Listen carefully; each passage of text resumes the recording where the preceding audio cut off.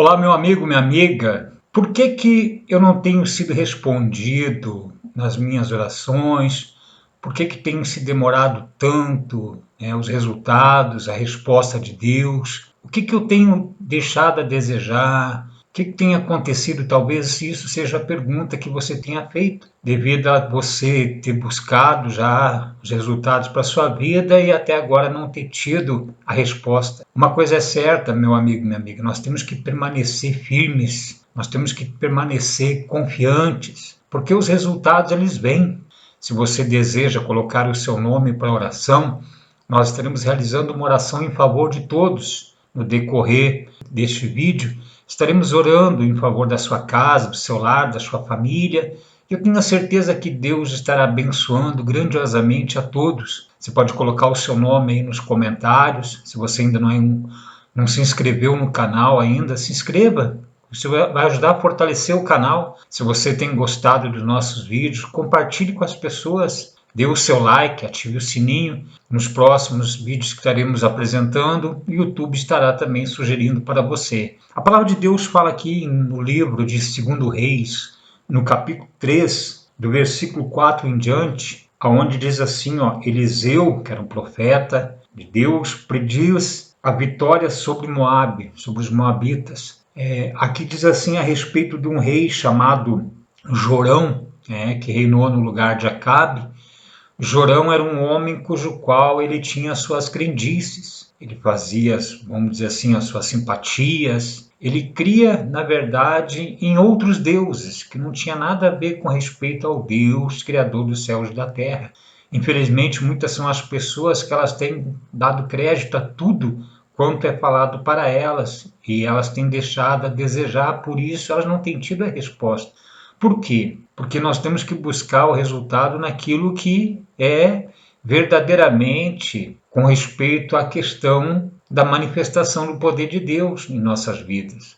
Por exemplo, o que tem acontecido na vida de muitos? Vou lhe dar um exemplo assim, se você fizer uma equação com respeito à questão um cálculo de matemática, para que o resultado ele dê certo no fim de tudo, nós temos que começar com respeito de acordo com o que é demonstrado, como que segue com respeito à questão da característica, com respeito à matemática, com respeito à questão de muitos números que as pessoas têm se confundido. Se eu começo certo, com certeza o resultado vai dar certo. Agora, se eu continuo tentando fazer do jeito errado, o resultado vai ser sempre errado. E com respeito à manifestação do poder de Deus em nossas vidas, é da mesma maneira. Aqui diz respeito assim, que o rei dos Moabitas, Mesa, ele era criador de gado e ele pagava tributo ao rei de Israel, a Acabe. Só que quando Acabe morreu, ele se revoltou e ele não quis mais pagar tributo. Então Jorão se viu lesado e quis lá buscar com respeito à satisfação e punir de uma certa forma com respeito ao rei dos Moabitas. Então, olha só, tendo, porém, versículo 5, morrido Acabe, revoltou-se o rei de Moabe contra Israel. Por isso Jorão, no mesmo tempo, saiu de Samaria e fez revista em todo Israel, ou seja, Jorão, ele era rei de Israel e Josafá era rei de Judá. Então, o que aconteceu? Ele fez revista, ou seja, analisou com respeito à questão da quantia de homens que ele teria no seu exército, e ali ele viu que ele não tinha condições de sozinho ir à peleia. Então, diz assim, contra Moabe. Então, mandou o versículo 7 dizer a Josafá, o rei de Judá, que Moabe revoltou-se contra mim e perguntou: tu irá comigo a guerra contra Moabe? Responde Josafá: subirei e serei como tu és, o meu povo como o teu povo e os meus cavalos como os teus cavalos. Então perguntou Jorão: por que caminho subiremos? Então respondeu Josafá: pelo caminho do deserto de Edom, ou seja, que daí no caminho teriam também a ajuda de mais um aliado, o rei dos Edomitas, E o que aconteceu? Então foi o rei de Israel, o rei de Judá e o rei de Edom subiram para pelejar contra Moabe. Então, versículo 9. Portanto, o rei de Israel e o rei de Judá e o rei de Edom, após 7 dias de marcha, que eles foram pelo deserto, não havia água para o exército e nem para o gado que o seguiam. Ou seja, estavam numa situação crítica, uma situação de uma, como dizem, um termo assim, uma sinuca de canto, ou seja, não viam uma saída, porque imagina 7 dias no meio do deserto, não havia água, não havia, com respeito, o socorro para eles, que provavelmente eles pereceriam e morreriam ali, porque não tinha como voltar e não tinha como seguir adiante. Estavam num mato sem cachorro, como diz também, né? O que teria que acontecer? Teria que acontecer um milagre na vida deles ali. E é isso que muitas vezes você tem esperado acontecer, mas o milagre nós não esperamos. O milagre nós temos que provocá-lo. De que maneira ele é provocado? Através, com respeito a um conhecimento, através de dogmas, de instruções que as pessoas recebem? Não, é a manifestação da fé. Por isso que falamos da pessoa continuar sempre perseverando em oração e sempre nas suas súplicas, nas suas petições, com ações de graça. E como diz aqui, então diz assim, no versículo 10, disse o rei de Israel, Jorão, né? Ai, o Senhor chamou a esses 3 reis para os entregar nas mãos de Moabe. Ora, eles não perguntaram para Deus, eles não consultaram a Deus, eles foram por si só. Eles foram naquilo que a cabeça deles, mandou. E depois fizeram o quê? Depois tentaram culpar Deus. Não é isso que muitas vezes tem acontecido na vida das pessoas? Elas tomam atitudes que deixam a desejar e não veem o resultado que elas querem. O que acontece? Elas colocam a culpa em quem? Elas sempre vão colocar a culpa em alguém. Pode ter certeza disso. Elas sempre vão colocar a culpa em alguém. E o que aconteceu? Jorão disse assim, desta forma, né?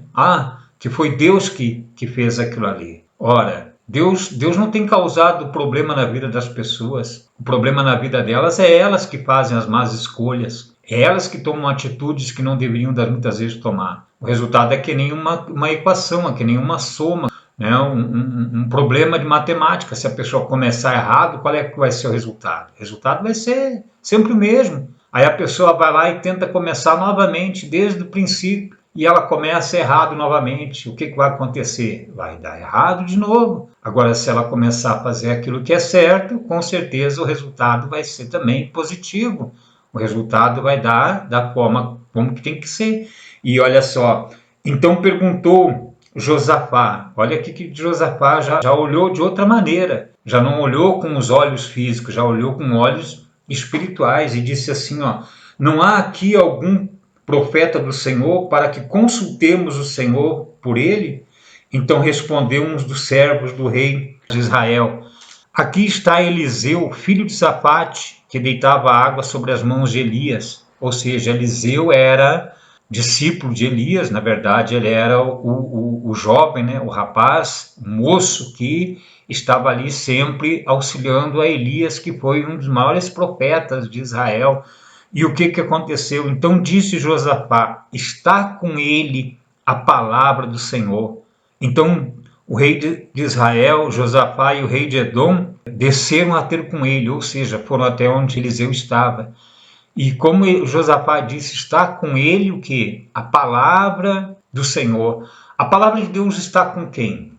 A palavra de Deus está comigo? A palavra de Deus está com as pessoas que se põem como se fossem intercessores, como se fossem mediadores? A palavra de Deus, ela está comigo para mim. E quando falamos para você, estamos para buscar um entendimento, não para querer te ensinar, não para querer te instruir, mas para que os teus olhos sejam iluminados e a sua mente seja esclarecida, porque a palavra de Deus, ela está aí dentro de você. Basta você despertar isso, basta você ativar, porque diz assim, no livro de Romanos, no capítulo 10, diz assim no versículo 8, olha só, a palavra está perto de ti, na tua boca e no teu coração.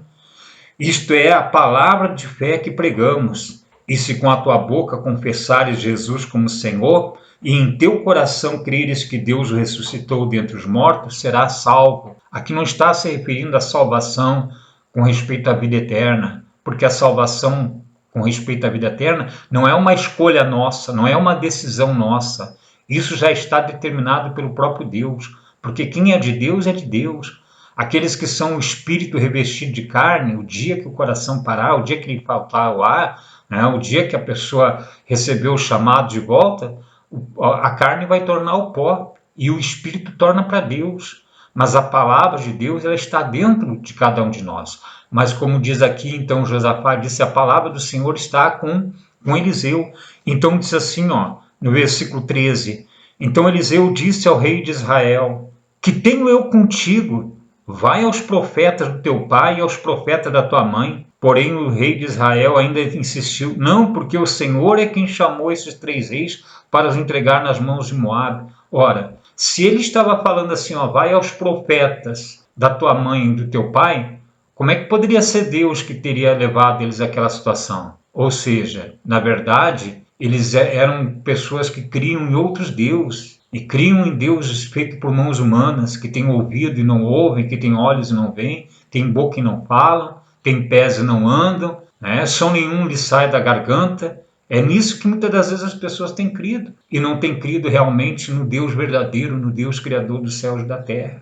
Mas olha só o que Eliseu disse assim, ó, versículo 14, tão certo como vive o Senhor dos exércitos, em cuja presença estou. Você vê, ó, ele estava na presença de quem? De Deus, porque na antiga aliança, no antigo pacto, Deus vinha sobre aqueles que eram eleitos, sobre os escolhidos, e manifestava o seu poder. Hoje, nós, na nova aliança, temos a presença de Deus em nós. Nós temos a presença, nós temos o Espírito de Deus, porque isso a pessoa tem que ela ter essa consciência, essa convicção. Ela não precisa subir no monte para buscar Deus, ela não precisa ir em um determinado lugar para buscar Deus. Ela é morada, ela é templo do Espírito. Você está entendendo?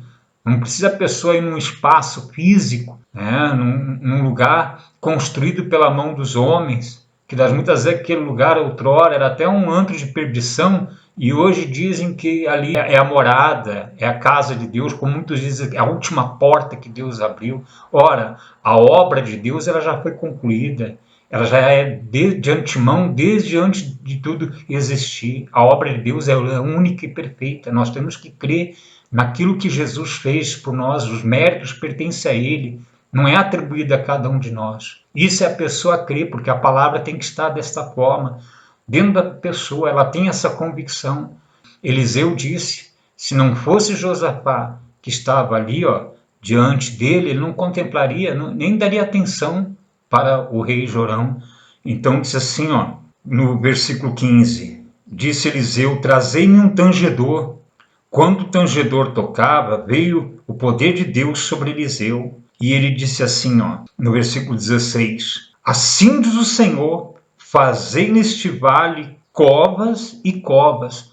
Imagina se ela estava no meio do deserto, a torreira do sol durante o dia, sem água, né? Só pedregulho, só o calor intenso, e ainda iam trabalhar, iam abrir covas, iam abrir buracos, para quê? Para que eles caíssem dentro desse buraco e fossem soterrados? Porque quando ele falou assim, ó, assim diz o Senhor, fazei covas e covas, não haveria o que protelar, não haveria o que questionar. Deveriam de fazer aquilo que estava determinado.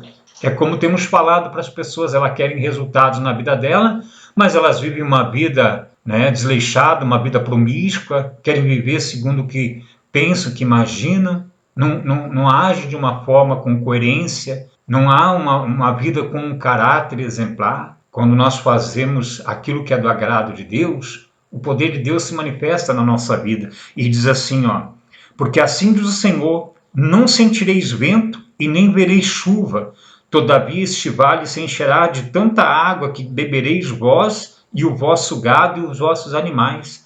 Isto ainda é pouco aos olhos do Senhor, de maneira que também entregará Moabe, os moabitas, nas vossas mãos. Você vê, ó, não sentireis vento e nem vereis chuva. Ora, o que traz a chuva justamente é o vento que desloca as nuvens. Certo ou não certo? Não é isso que acontece? E o vento, ele se sente, não se sente? E a chuva, quando ela cai, você vê a chuva? Exatamente. Só que a fé é desta maneira. É não sentir e não ver. É continuar crendo. E é isso que a pessoa, das muitas vezes, deixa a desejar. porque ela quer ver com os olhos, ela quer ver para crer. É que nem Tomé, né? A pessoa, ela quer ver para crer, porque se ela não vê, ela não crê. É por isso que muitas pessoas elas desanimam, elas esmorecem.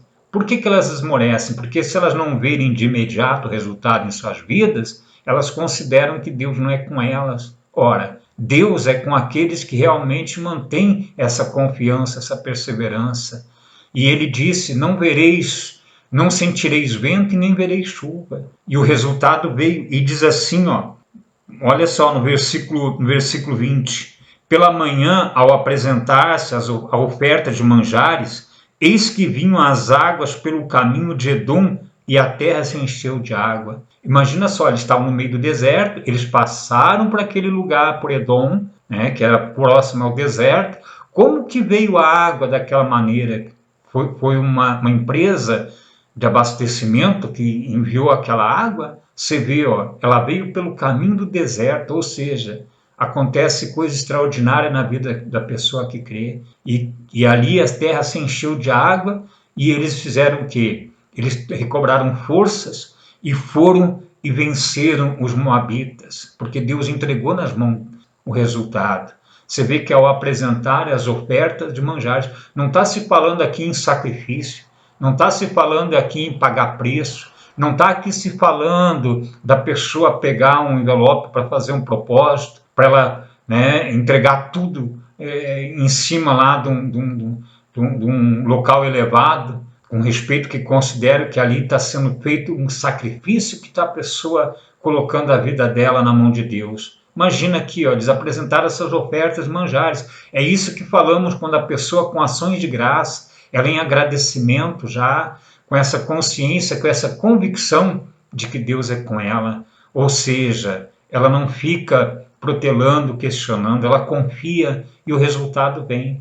E Deus entregou tudo nas mãos daqueles 3 reis. Imagina só, aí eu te pergunto, e Jorão, ele passou realmente a crer em Deus? Ou ele continuou vivendo uma vida desleixada, uma vida cujo qual era tudo o contrário com respeito à palavra de Deus? É o que nós temos que ter essa consciência, meu amigo, minha amiga. Nós não podemos querer que Deus ele resolva os nossos problemas e a gente depois fazer que nem aquele remédio para dor de barriga, quando a pessoa está se sentindo mal, indisposta, ela vai lá e faz uso, e depois, quando ela está um pouquinho melhor, ela deixa a desejar, ela coloca de lado. Não, nós temos que continuar sendo sempre fiéis, andando na presença de Deus, dia após dia, com a consciência pura e fazendo aquilo que é do agrado dele, ou seja, andando na presença dele com uma vida reta. Nós vamos fazer a oração em seu favor. Como nós falamos, se você não colocou o seu nome ainda para oração, você pode colocar aí nos comentários. E vamos